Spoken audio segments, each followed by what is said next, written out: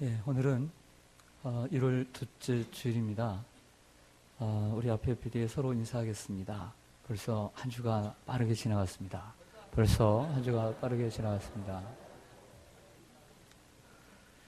오늘은 지난주에 이어 스데반 집사에 대해 다시 한번 말씀을 드리고자 합니다. 예루살렘 초대교회 집사였던 스데반이 헬라파 유대인들이 모이는 회당에 다니면서 예수 복음을 전하다가 그들과 갈등을 빚었다는 얘기를 드렸습니다. 스데반의 말을 이길 수 없었던 그들은 사람들을 돈으로 매수하여 거짓말까지 해가며 사내들인 공의회에 스데반을 넘겨버립니다. 그 죄목은 하나님을 모독하고 모세와 율법을 모독하고 성전을 모독했다는 것입니다. 일명 신성 모독죄로 넘겼습니다. 70명의 사내들인 공의회 회원들과 방청객들이 모인 자리에서 의장인 대제사장 가야바가 스데반을 향하여 오늘 7장 1절에서 이렇게 묻습니다. 이것이 사실이냐? 라고 묻자 이에 스데반은 대답을 합니다. 바로 그 대답이 2절부터 53절까지 무려 52절이나 됩니다. 이 대답이 그 유명한 스데반의 설교가 되었습니다. 사도행전의 저자 누가가 다른 곳에서 베드로의 여러 번의 설교, 바울의 여러 번의 설교가 있지만 이 스데반 집사의 설교만큼 전문을 인용한 설교는 없습니다. 이 스데반의 설교를 전문을 이처럼 다 인용한 것은 그만큼 누가가 스데반을 그리고 스데반의 설교를 중요시 여기고 있다. 이렇게 볼 수밖에 없는 것입니다. 꽤 깁니다. 그래서 제가 고민에 빠졌습니다. 어떤 고민에 빠졌을까요? 그렇습니다. 사도행전 7장 이 스데반의 설교를 제가 몇 번에 나누어서 설교를 할 것인가 이런 고민에 빠졌습니다. 아마 여러분들이 설교를 한다고 해도 그런 고민에 빠질 것입니다. 그도 그럴 것이 30년 동안 런던 웨스트민스터 채플에서 목회했던 마틴 로이즈 존즈는 이 사도행전 7장 스데반의 설교만 무려 38번에 나누어서 설교를 했습니다. 한 본문을 38번 설교한 것이 아니라 이 스데반의 설교를 38번으로 나누어서 설교를 했어요. 1년 가까이 설교를 했습니다. 설교자나 설교를 듣는 사람이나 얼마나 인내심이 강한지. 제가 아마 그렇게 설교했으면 어디서 얘기가 나올지 모르겠습니다. 그래서 그분의 사도행전의 설교에 이 사도행전 7장만 우리나라로 번역된 책이 2권입니다. 7장의 설교만. 38번의 설교만. 그래서 첫 번째는 영광의 기독교. 그리고 두 번째는 도전하는 기독교라고 하는 2권의 책으로 스데반의 7장의 설교만이 2권으로 묶여져 있습니다. 고옥환우 목사님은 살아생전에 이 사도행전 7장의 설교를 8번에 걸쳐서 설교했어요. 스데반 설교. 고 하영조 목사님은 5번에 걸쳐서 설교를 했습니다. 서건태 목사님은 2번에 걸쳐서 설교를 했습니다. 어떤 목사님은 1번에 걸쳐서 설교를 했습니다. 저는 설교는 1번이지만 지난주에 스데반에 대한 잡힌 이야기 1번, 그리고 스데반의 설교에 대한 1번, 그리고 설교의 마지막과 그리고 스데반의 수선순교에 대해서 이처럼 다음 주까지 총 3번에 걸쳐서 스데반에 대해서 설교를 하려고 합니다. 제가 지난 주일에 사도행전의 저자 누가는 사도행전의 총 주제가 사도행전 1장 8절 성령을 받고 권능을 받으면 예루살렘과 온 유대와 사마리아와 땅끝까지 이르러 증인이 된다. 그래서 사도행전의 내용이 바로 그런 내용입니다. 그런데 누가는 이 사도행전의 역사를 이어가면서 써가면서 4명의 대표 주자를 무대 위에 세우고 있다 그랬어요. 예루살렘 선교를 위해서는 스데반을, 사마리아 선교를 위해서는 집사 빌립을, 그리고 유대 선교를 위해서는 예수님의 수제자 베드로를, 세계 선교를 위해서는 바울을 무대에 세워서 사도행전을 이끌어갔다고 지난주에 말씀드렸습니다. 그런데 오늘 스데반의 설교도 이스라엘의 그 방대한 이스라엘의 큰 역사를 단 4명을 통해서 이끌고 가고 있는 것을 보게 됩니다. 그리고 이 4명은 네 시대의 주인공들임을 볼 수 있습니다. 그들은 누구냐면 족장 중에 창세기에 나오는 바로 아브라함이 첫 번째 인물이고, 두 번째는 족장의 마지막이자 애굽의 시대를 열었던 요셉이며, 세 번째는 애굽에서 출애굽시켜 가나안 땅으로 이끌었던 민족의 지도자 모세 이야기를 쓰고 있고, 마지막으로는 많은 시대를 거슬러 더 지나서 왕정시대, 통일왕국 시대의 다윗과 솔로몬, 바로 이 사람들이 바로 이 이스라엘의 역사를 오늘 스데반의 설교 속에 가져오게 됩니다. 이것이 스데반 설교의 큰 틀이라고 할 수가 있습니다. 좀 눈에 들어오십니까? 자, 한 명씩 제가 설명을 해보겠습니다. 제가 드리는 설명은 구약에 있는 설명이긴 하지만 스데반의 설교의 바탕을 둔 그 내용에 대한 설교를 해보겠습니다. 먼저 첫 번째 인물은 아브라함입니다. 아브라함은 족장의 대명사죠. 아브라함은 그 믿음의 조상일 뿐만 아니라 유대인들, 지금 청중들, 사내들인 공의의 회원들, 이 사람들의 조상입니다. 본래 아브라함은 메소포타미아 갈대아 우르에서, 지금의 이란 땅에서 태어난 아브라함, 우상을 섬기는 아버지 아래에서 태어났습니다. 근데 하나님의 부르심을 받아 고향과 친척을 떠나 약속의 땅 가나안으로 오게 됩니다. 스데반은 그 아브라함을 설명하면서 오늘 사도행전 7장 2절 첫 소절에서 대답을 하면서 아브라함을 부르신 하나님을 영광의 하나님이라고 지칭합니다. 아주 독특한 표현이 여기에 나오고 있는 것이죠. 독특한 표현입니다. 영광의 하나님. 그래서 마틴 로이드 존즈는 스데반 설교의 첫 번째 책 제목을 바로 여기에서 따와서 영광의 기독교라, 이렇게 이름을 했던 것이죠. 발붙일 땅도 대를 이을 아들도 없었지만 하나님은 아브라함에게 땅과 자손을 약속하셨습니다. 그리고 선민의 표식인 할례 언약을 세우셨습니다.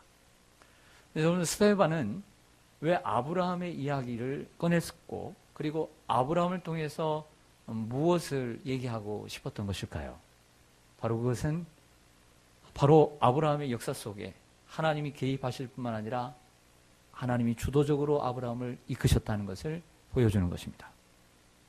하나님이 나타나셔서 아브라함은 우리처럼 사람이 전도한 것이 아니라 하나님이 친히 전도를 하셨어요. 하나님이 나타나시고 하나님이 친히 부르시고 하나님이 친히 구원하시고 심판하시고 인도해 가셨습니다. 갈대아 우르에서 하란 땅으로, 하란에서 아버지 데라가 죽자 다시 가나안으로, 그리고 가나안에서 다시 기근을 통해 애굽으로, 다시 애굽에서 가나안 땅으로 이렇게 옮겨지게 되었습니다. 이것도 다 하나님의 인도하심이죠.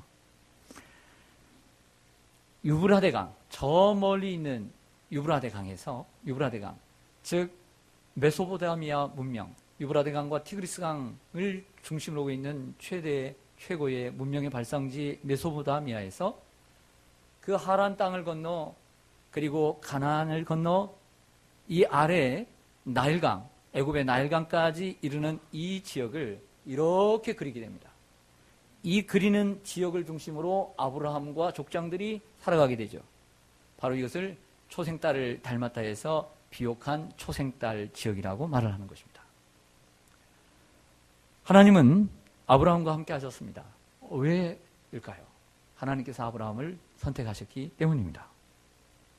다음으로 스데반이 두 번째로 든 인물은 요셉입니다. 따라서 하겠습니다. 요셉. 요셉의 내용은 오늘 읽은 본문 그 다음인 9절에서 19절까지, 8절까지는 아브라함에 대한 이야기를, 9절부터 19절까지는 11절에 걸쳐서 요셉의 이야기를 하는데, 아브라함의 아들 이삭, 야곱, 그 다음에 요셉으로 대를 이어집니다. 이 네 명의 사람들을 우리는 뭐라고 부르죠? 족장이라고 부릅니다. 족장시대. 이삭은 원래 글이 많지 않으니까 뺄 수 있다고 생각하는데, 야곱은 생각보다 양이 많은데도 불구하고 야곱의 이야기는 슬쩍 넘어가 버립니다. 그리고 요셉으로 가게 되죠. 좀 의아해 보이긴 하지만 스데반의 설교하고자 하는 중요한 의미가 또 있다고 생각을 합니다. 어떤 의도적일 수도 있다라고 하는 것이죠. 스데반은 요셉에 대해서 설명해 갑니다. 요셉이 형들에게 미움을 받아 애굽 땅에 팔려간 이야기, 하나님의 은총과 지혜를 얻어 보디발뿐만 아니라 애굽의 총리가 된 이야기, 그리고 흉년이 들어 형들이 애굽으로 곡식을 사러 온 이야기, 그리고 형들에게 자신을 공개하면서 형들과 만난 이야기를 아주 속도감 있게 진행해 나갑니다. 더 나아가 요셉이 아버지 돌아온 자기를 찾아온 애굽으로 찾아온 야곱과 함께 다시 그 모든 가족들 75명을 애굽 땅으로 초대해 고센 땅에서 살게 되지요. 그래서 그 땅에서 정착한 이야기, 야곱이 죽어 장사한 이야기, 그리고 하나님의 약속대로 이스라엘 백성들이 애굽에서 크게 번성하여 큰 민족을 이룬 이야기. 하지만 요셉을 알지 못하는 새로운 왕 바로 파라오가 일어나 이스라엘 백성의 수가 자기들의 수보다 많고 더욱더 강해질 것이라고 하는 위기감 가운데 처음에는 산파들을 시켜 낳는 것을 자제하다가 나중에는 아들이 나오면 남자아이가 나면 사내아이들을 다 죽이는 그런 이야기가 진행되고 있습니다. 여러분, 요셉의 이야기를 꺼낸 이유가 뭘까요? 요셉의 이야기. 이는 아브라함을 통해서 선택한 하나님의 백성이 요셉을 통해 안전하게 애굽으로 이주하고 있다는 것과 아브라함을 통해서 400년 후에 큰 민족을 이룰 것이다라고 하는 이 약속이 현실화되고 있음을, 즉 세상의 모든 주권이 역사의 주관자가 하나님이시며 하나님이 섭리하시고 하나님이 그들을 인도하시며 약속을 지키신다는 것을 보여주고 있는 것입니다. 세 번째로 스데반이 이스라엘 역사에서 든 인물은 바로 모세입니다. 따라하겠습니다. 모세에 대한 이야기는 20절에서 45절까지 무려 26절, 총 26절이기 때문에 스데반 설교의 절반을 차지합니다.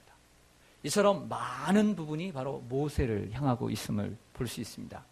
그 이유 가운데 하나는 모세가 중요하기도 하지만 이 스데반이 지금 잡혀있는 상황 가운데서 그 죄목이 무엇입니까? 하나님을 모독하고, 두 번째는 모세와 모세의 율법을 모독했고 성전을 모독했고, 이 죄목 때문입니다. 그들이 존경하는 모세와 율법을 모독했다는 죄목 때문에 모세에 대한 설명이 길지 않았을까, 이런 생각을 당연히 해보게 됩니다. 모세의 인생은 여러분들이 잘 아시는 대로 120년 가운데 40년, 3기로 나눕니다. 1기는 애굽의 왕궁에서 왕자로, 2기는 쫓겨서 미디안 광야에서, 제3기는 이스라엘의 지도자로 이렇게 부름받아 40년씩을 보내게 되죠. 창세기에서는, 출애굽기에서는 이러한 40년이라는 이러한 기간이 정확하게 기록되어 있지 않음에도 불구하고 스데반은 오늘 설교에서만 무려 모세 이야기를 하면서 40년이라는 숫자를 4번이나 사용을 함으로써 애굽의 왕궁에서의 40년, 미디안 광야에서의 40년, 그리고 이스라엘 백성들이 이끌었던 40년을 정확하게 우리들에게 보여주고 있는 것을 발견하게 됩니다. 그러므로 스데반도 모세의 인생을 분명하게 3구분하고 있음을 우리가 알 수 있죠. 첫째, 1기는 모세는 좀 전에 말씀드린 것처럼 바로가 위기감을 느끼고 이 히브리 민족들을 학대하고 사내 아이들을 죽이는 바로 그 찰나에, 그 순간에 태어났습니다. 그래서 죽여야 되는데 그 용모의 준수함을 보고 3개월을 살렸다가 키우다가 더 이상 살릴 수가 없어서 나일강에 갈대 상자를 만들어서 띄워보냅니다. 나이 많은 누나 미리암이 뒤쫓아가게 되는데 하나님은 이 모세를 선택하셨기에 이 바로의 딸, 바로의 공주의 귀와 눈에 이 아이가 띄게 됩니다. 아이의 울음소리를 듣고 그리고 그를 보고 자기의 양아들로 삼아 애굽의 왕자로 키우게 되죠. 애굽의 왕자로서 훈련을 받으며 성장한 모세는 40년이 되어 이스라엘 백성들을 돌볼 생각을 합니다. 그때서야 친어머니, 히브리 어머니에게 직접 젖을 먹고 교육을 받았기에 자기 자신이 히브리 민족인 걸 아는데 히브리 민족이 큰 민족을 이루었지만 지금 학대를 받는 상황 가운데서 이제 내가 일어설 때가 아닌가, 이런 생각을 하면서 나서게 됩니다. 불의가 자행되는 모습을 목격한 모세 왕자는 동족을 학대하는 애굽 사람을 그 자리에서 쳐서 죽여버립니다. 그 다음 날 이스라엘 사람들끼리 동족끼리 싸우는 광경을 보고 어찌하여 한 형제끼리 싸울 수 있느냐, 형제인이 서로 싸우지 말고 해쳐서는 안 된다라고 중재를 합니다. 모세의 이때의 마음은 어떤 마음이었냐면 동족을 구원하라고 하나님께서 나를 부르신 그 소명을 모든 이스라엘 백성들이 알게 될 것이다 라고 하는 자신감에 차 있었습니다. 그러나 그것은 큰 착각이었습니다. 같은 동족을 괴롭히던 이스라엘 사람이 모세를 밀치면서 이렇게 얘기합니다. 누가 너를 우리의 관원과 재판장으로 삼았느냐? 어제 애굽 사람을 네가 쳐 죽인 것처럼 오늘은 나를 쳐 죽이려고 하느냐 하며 눈을 부릅뜨고 달려드는 것이었습니다.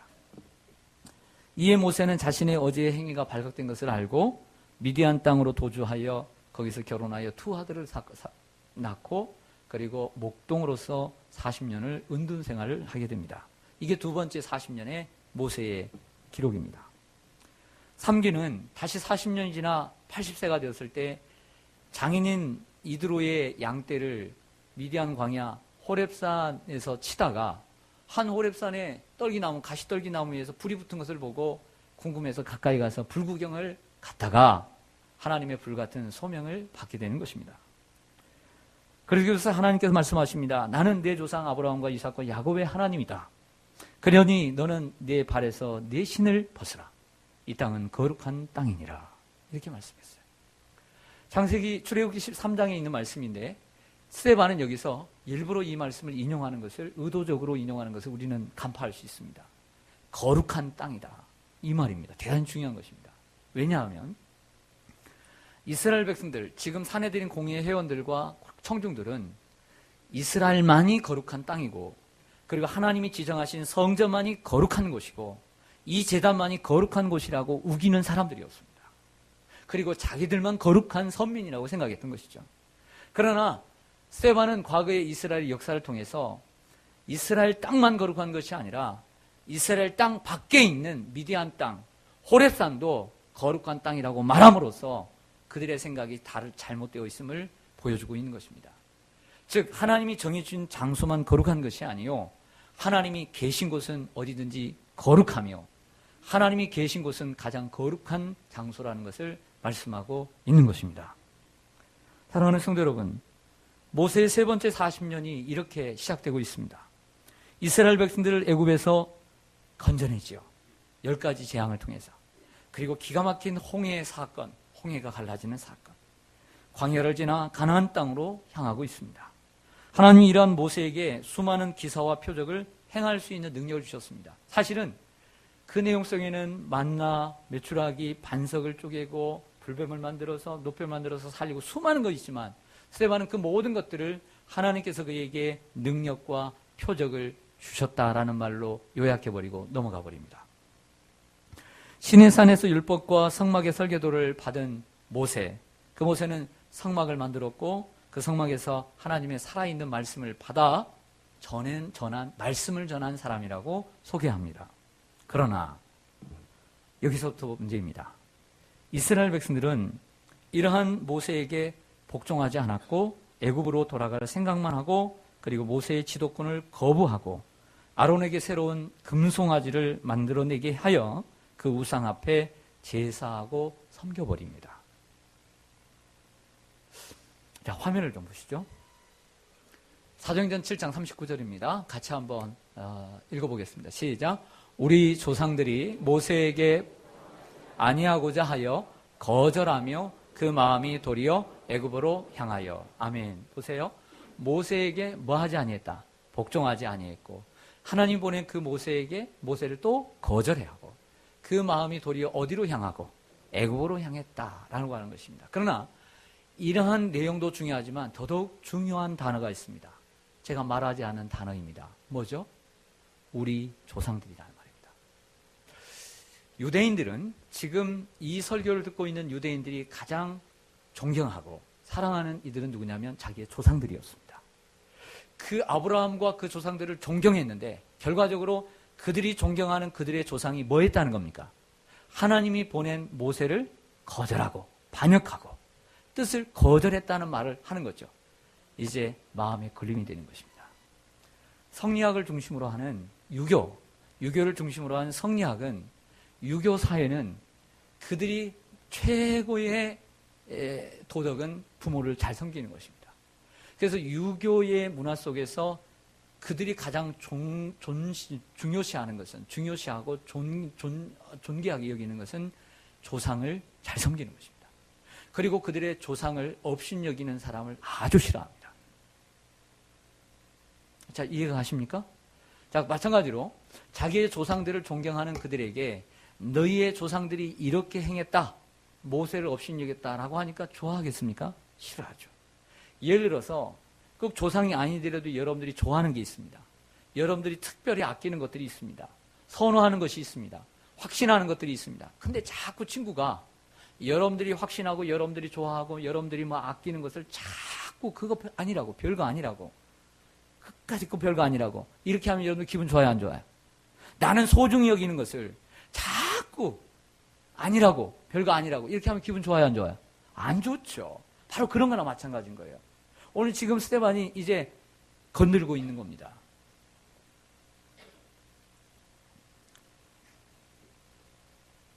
37절을 좀 보실까요? 화면을 보시면 성경을 보셔도 됐고요. 같이 한번 읽겠습니다. 시작. 이스라엘 자손에 대하여 하나님이 너희 형제 가운데서 나와 같은 선지자를 세우리라 하던 자가 곧 이 모세라. 아멘. 37절을 화면을 보시고 저를 보시죠.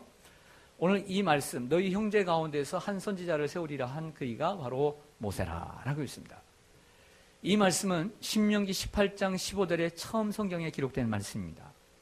그리고 얼마 전 제가 설교한 것처럼 사도행전 3장에서 이 미문에 앉아있는 안진뱅이를 고치고 난 후에 솔로몬 행각에서 행한 베드로의 두 번째 설교에서 오늘 신명기 18장 15절에 있는 말씀을 인용을 했습니다. 적어도 오늘 이 말씀은 바로 세 번째 성경에 나타나는 본문이다 라고 할 수가 있는 것이죠. 그런데 이 말씀은 두 가지 해석이 가능합니다. 즉 형제 중에서 이스라엘 백성들 중에서 한 이스라엘을 구원할 선지자가 바로 모세다, 이런 해석이 가능합니다. 두 번째는 그런데 이게 아닙니다. 여러분들에게 오해를 불식시키기 위해서 말씀드린 거예요. 그 하나님이 세우시겠다라고 하는 선지자가 바로 모세다라는 해석을 하면 안 되는 거예요. 왜냐하면 신명기 18장 15절에 한 선지자를 세워 이스라엘 백성들을 구원할 것이다. 그를 대적하는 자는 하나님 멸망시키실 것이다. 이 말씀을 한 사람이, 이 예언을 한 사람이 바로 누구다? 모세다. 이런 말을 하는 거예요. 자, 이해가 갑니까?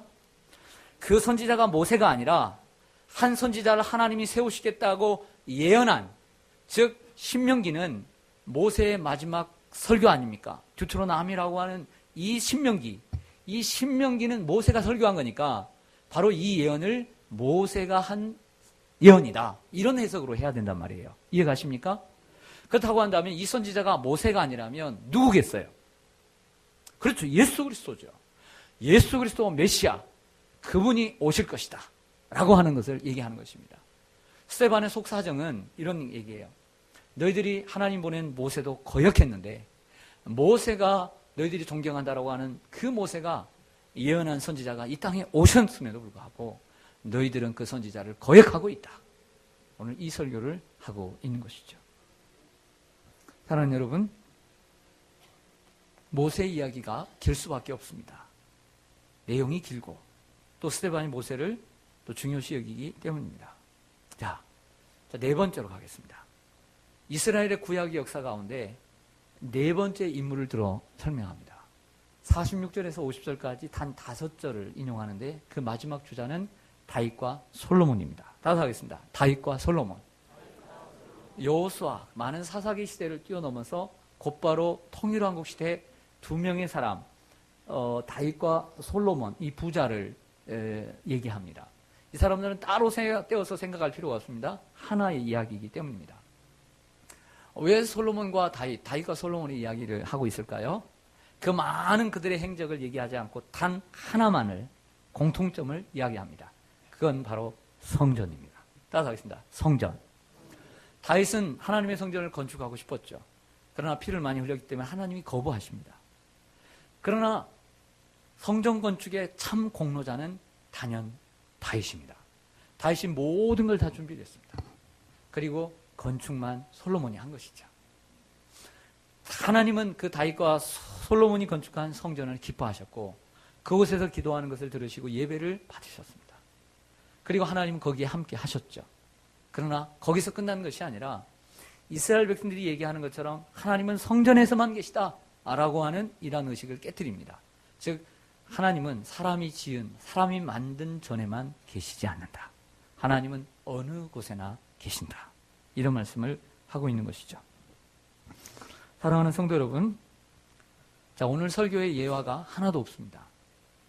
그래서 어제 그 얘기를 했더니 우리 둘째가 재미없을 거라고 딱딱하고 여러분 지루했을지도 모릅니다. 그러나 스데반의 설교도 예화가 없습니다. 예화가 있다면 성경 예화가 있는 것이죠. 오늘 스데반이 말한 영광의 하나님은 메소포타미아에 있는 아브라함에게 나타나셨습니다. 그 하나님은 애굽에 내려가 종로로 타던 요셉에게도 함께 하셨습니다. 하나님 미디안 광야 호렙산에 있는 모세에게도 찾아오셔서 그 땅을 거룩한 땅이라고 말씀하셨습니다. 비록 광야에서 하나님은 장막에 거하시고 그리고 성전에 거하셨지만 왕정시대에는 지극히 높으신 하나님은 사람의 손으로 만든 성전에만 거하시지 않으십니다. 하나님은 어디든 계시며 하나님이 계시는 곳이 거룩한 곳입니다. 오늘 51절을 좀 화면을 보실까요? 설교의 마지막 결미입니다. 같이 읽습니다. 시작. 목이 곧고 마음과 귀에 할례를 받지 못한 자들아, 너희도 너희 조상과 같이 항상 성령을 거스르는 도다. 아멘. 지금까지 스데반은 이 설교를 하면서 70명 넘은 청중들에게 설교를 하고 자기를 반대하는, 여러분들처럼 오늘 어떤 말씀을 주실까, 이렇게 예쁜 마음을 가지고 밝은 눈을 가지고 바라보는 게 아니라 이 사람 어떻게 하면 흠을 잡아서 족칠까 죽일까를 생각하는 이러한 눈으로 바라보는 사람들 앞에 오늘 이 설교를 했던 것이죠. 그러니까 얼마나 힘들었겠어요. 성령의 역사가 아니면 어떻게 이 설교를 할 수 있었을까요? 처음에는 부형들아, 여러분 부형들아, 아버지와 형제들이여, 이렇게 그들의 마음을 열어주는 이러한 멘트로 시작을 했습니다. 그리고 점점 가면서 우리 조상이라고 하는 단어를 사용해 공감을 얻으려고도 했습니다. 그러나 설교가 점점 진행되면서 청중들을 자극하는 말을 하기 시작했고, 그리고 이 설교의 막바지 51절에 그리고 53절까지 이르면서 그들에게 도전하고 공격하기 시작합니다. 그래서 마틴 로이드 존스는 스데반의 두 번째 책의 이름을 도전하는 기독교, 스데반의 이 마지막 부분을 가리켜 도전하는 설교, 도전하는 기독교라고 이름을 했던 것이죠. 스데반의 공격은 날카롭고 직선적이며 도발적이었습니다. 얼마나 무섭습니까? 얼마나 대참니까? 목이 곧고 마음과 귀에 할례를 받지 못한 사람들아, 너희도 너희 조상과 같이 항상 성령을 거스르는도다. 대단하죠. 이러한 스데반의 공격적인 설교는 결국 스데반의 목숨을 내놓아야 하는 자리까지 가게 됩니다. 그 내용은 다음 주에. 사랑하는 성도 여러분, 말씀을 맺겠습니다. 왜 웃으시죠? 이래야 다음 주에 또 드라마 보듯이 보던데. 네. 그러나 스데반의 세 번째 설교의 최고의 클라이막스는 다음 주입니다. 항상 마지막 종편이 역시 시청률이 좋은 거죠. 저는 오늘 설교의 제목을 스데반의 구속사적 복음 설교라 이렇게 정했습니다. 스데반의 설교는 하나님이 인간을 구원하는 구원의 역사를 선포하는 구속사적 설교였습니다. 그 구원의 역사를 이루기 위해 보내주신 예수 그리스도, 참 선지자, 참 메시아, 그를 선포하는 복음 설교, 기쁜 소식인 예수를 믿음으로 구원을 얻는다라고 하는 이러한 복음 설교였습니다. 그리고 이 설교는 오고 오는 모든 세대의 모든 설교자의 표상이요, 그리고 설교의 표준이 되어야 될 줄로 믿습니다. 이러한 구속사적 복음 설교를 듣고 오늘 이 사람들처럼 반기를 드는 사람도 분명히 있습니다만은, 이러한 설교야말로 하나님이 기뻐하시는 설교이며, 이러한 설교를 들을 때에 하나님이 예정하신 사람들은 분명히 회개하고 돌아오게 될 것이며 구원에 이르는 은총이 있게 될 줄로 믿습니다. 사랑하는 성도 여러분, 저 같은 설교자만 어찌 설교를 하겠습니까? 설교란 하나님의 아름다우심을, 하나님의 사랑하심을 전하는 것이 설교입니다. 그러나 여기에 스데반은 목사도 아니요, 장로도 아니요, 감독도 아니요, 집사였습니다. 집사 스데반의 설교가 얼마나 논리적이며 얼마나 힘이 있고 파워 있고 능력이 있습니까? 여러분들도 집사가 아닙니까? 사랑하는 여러분, 빌립은 어땠습니까? 빌립도 집사였습니다.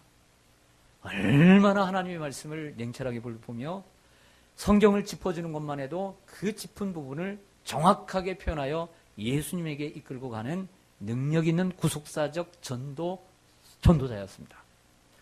사랑하는 성도 여러분, 오늘 이렇게까지 설교를 할 수는 없지만 여러분들이 저처럼 설교할 수는 없겠지만 유창하게 설교한다고 사람들이 변화받는 것은 아닙니다.